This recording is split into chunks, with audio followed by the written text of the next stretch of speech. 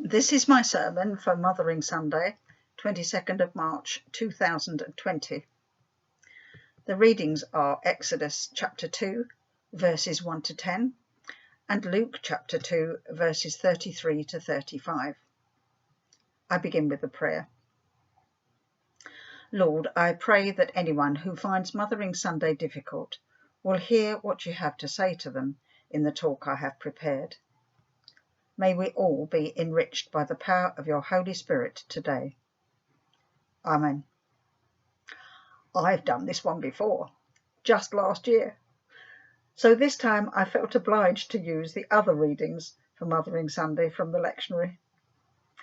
Initially they're rather sad, but let's see where they lead us. They tell about challenging events in the lives of two Hebrew mothers of young babies who lived in different countries over a millennia apart. But first, another story which took place more than the same time distance further on. I may become a little emotional relating this one in the flesh. You know what I'm like by now.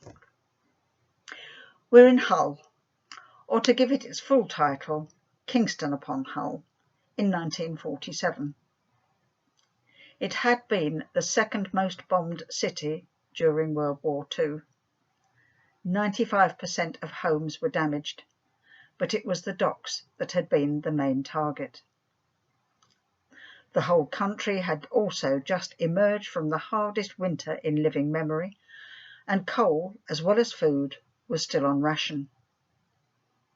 A single woman, probably in her 30s, gave birth to a daughter on the 1st of May, a Thursday. If you know the old rhyme, Thursday's child has far to go.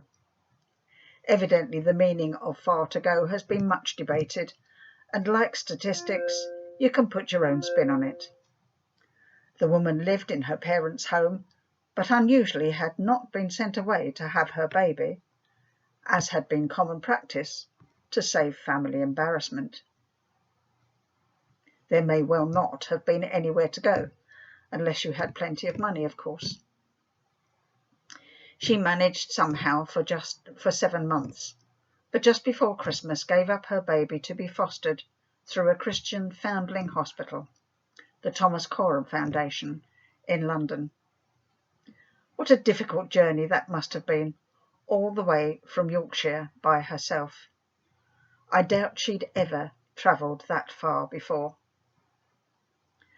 The decision may have been forced upon her by her family, given that she was not married, and the child's father was, or perhaps was to be, her brother-in-law. Or perhaps she just decided it was the best thing to do for her child. How much harder must the journey back home have been? That woman was my natural mother. We now turn to the first biblical story. It took place in Egypt, where the Israelites were still in voluntary exile. Jacob had migrated there with 11 of his sons and their families, 70 people in all, to escape the dreadful famine in their homeland, Canaan.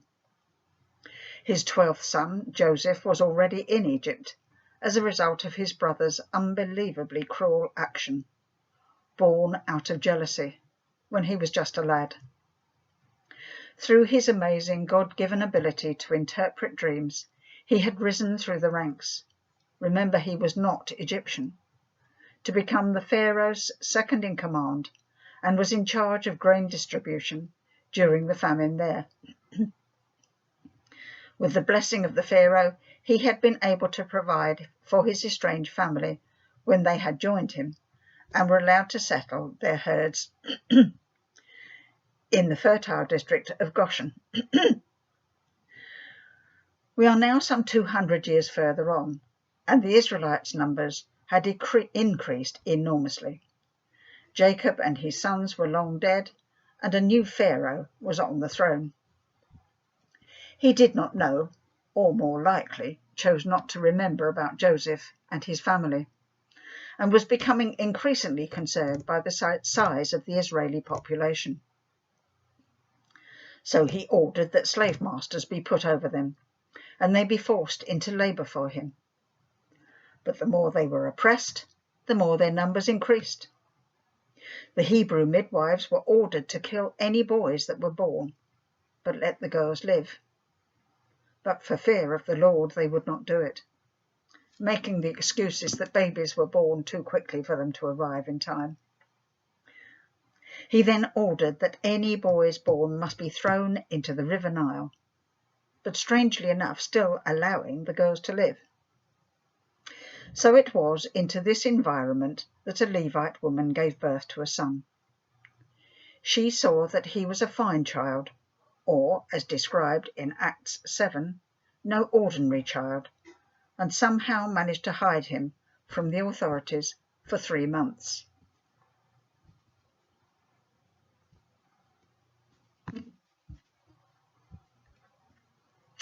Refusing just to throw him in the river Nile to die, she made a basket, or small boat, out of papyrus, waterproofed it with tar and pitch, put her baby in it, covered him and placed it in the reeds along the riverbank. His sister, Miriam, watched at a distance to see what would happen to him.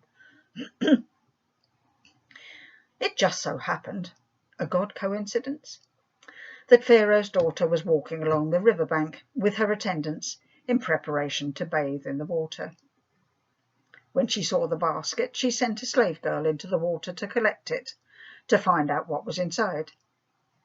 They duly uncovered the baby, who was now crying, and Pharaoh's daughter realized it was a Hebrew baby boy. If she had been obedient to her father's edict, she should have thrown him into the water and carried on with her life. But something stopped her. God does move in miraculous ways. At this point, Miriam just happened to step in and offer to get a Hebrew mother to nurse the baby for her. Pharaoh's daughter agreed, and so, of course, Miriam brought her own mother, who was duly ordered to nurse the baby and was paid for the privilege into the bargain. When he was older, probably somewhere between 3 and 5 years of age, if Hannah's example with Samuel was the norm, she took him to Pharaoh's daughter, who adopted him as her son. She gave him the Egyptian name Moses, meaning is born, but which is also a play on the Hebrew word meaning draw out. She had drawn him out of the water. Mary's story took place some 1,500 years later. She and her husband Joseph were still living in Bethlehem at the time. They had gone to Jerusalem, which was only about 5 miles away, for Mary's purification after childbirth at the temple according to Mosaic law. Her baby, whom Joseph had named Jesus in obedience to an angel's instructions that he'd received in a dream, was also due for dedication. Every firstborn male was to be consecrated to the Lord, sealed with the specified sacrifice of a pair of doves or 2 young pigeons. It was a very special occasion, and, as ever, there were crowds of people to be negotiated. In the melee they met a devout old man named Simeon, who prophesied over the baby. He would have been well known at the temple because he spent so much time there. But it was different that day. He had been given insight by the Holy Spirit that he would not die before he had seen the Lord's Christ, so he was probably constantly on the lookout for someone.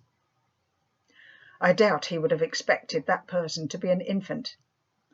Even so, he recognized the baby Jesus as the promised Messiah in Hebrew, or Christ in Greek.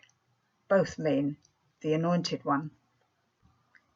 He made a prayer or hymn of thanksgiving, which we know as the Nunc Dimittis, so called from the first 2 words in Latin, now dismiss.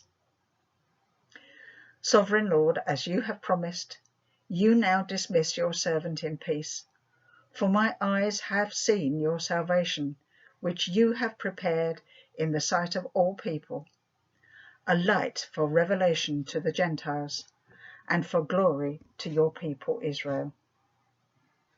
The words which we would use in a service are slightly more modern in common worship, but I like them from the NIV Bible. They're Luke chapter 2, verses 29 to 32. Joseph and Mary marvelled at what was said about their child, but it was to Mary specifically that Simeon addressed these words.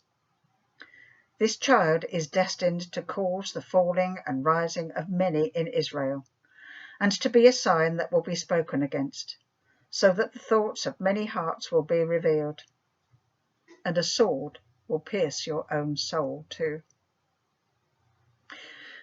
We don't know how much Mary had understood about the reason for the immaculate conception of her child. The angel Gabriel had told her that she had found favour with God. She had been chosen to bear the child who would be called the Son of the Most High.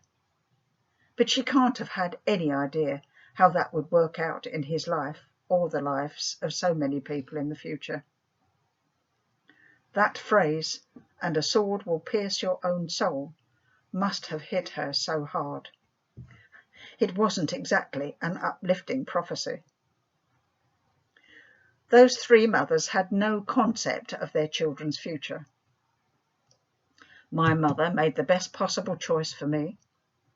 I was brought up by a lovely mum and dad, not treated any differently from their own children or the boy they also fostered, other than as I was the baby, I could get away with a lot, especially with Dad. I believe she had a faith, as in later life she wrote of singing in the Salvation Army choir. We did eventually correspond. I thought, led I'm sure by the Holy Spirit, that she should know I was married and had children, and that she was, therefore, a grandmother. But I never met her again. Here I am, having been brought up in Kent, with a totally different accent from my natural family, serving in a ministry which 45 years ago I had no notion existed, let alone that I would become a reader, or licensed lay minister, as we are known here, in the Church of England.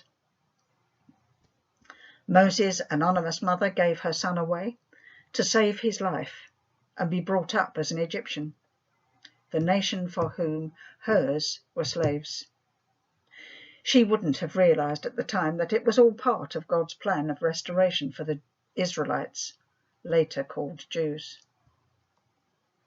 Did she see him rise to the powerful position he was to hold years later, leading their people out of Egypt? We don't know. I hope she lived long enough to be part of the Exodus. Miriam and her older brother Aaron certainly were. Miriam as a prophetess and Aaron as Moses' mouthpiece. Mary was not mentioned a great deal more in the Bible, other than in the briefly recorded events during Jesus' childhood. But we know she witnessed his crucifixion. That must surely have been her piercing sword. She had then gone to live with John, one of Jesus' closest disciples, as he had directed from the cross. So she must have known about the beginnings of the Christian church, known as the Way, after the 3,000-strong baptismal explosion on the day of Pentecost. How much of the prophesied falling and rising of many in Israel and the sign that would be spoken against did she witness?